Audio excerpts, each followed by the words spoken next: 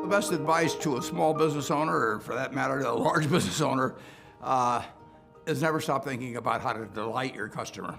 Not to satisfy your customer, but to delight your customer. And when you wake up in the morning, start thinking about it. During the day, think about it.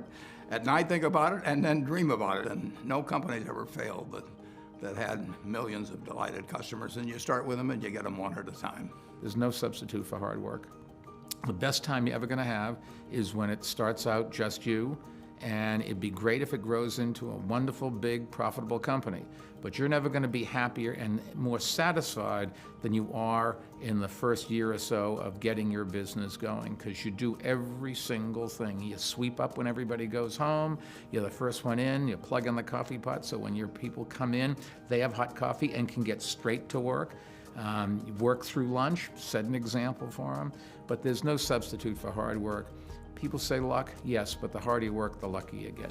My advice to a small business owner or any entrepreneur would be not to be discouraged if the business you end up with is not the one you started out to pursue, because so often you encounter difficulties, you encounter failures, and the important piece is to learn from each of those very quickly and to pivot and to move on to the idea that works.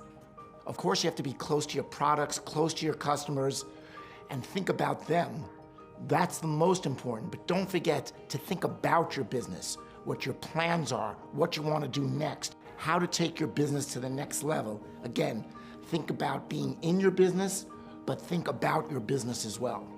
My best advice is to really work hard to clarify what your purpose is and be able to articulate that, be able to communicate it in a simple sentence. And the reason that's important is as you bring people into your company, I think the most important question you ask them is, why are you here?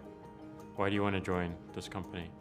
And if you hear that purpose back, if you hear that passion around that purpose, it makes everything a whole lot easier. Any skill can be learned and taught, but passion cannot. Being an entrepreneur can be a roller coaster ride at times. You will have great days, you will have not so great days. You may even from time to time have an awful day. You've got to stay focused and stay level-headed and keep your feet on the ground.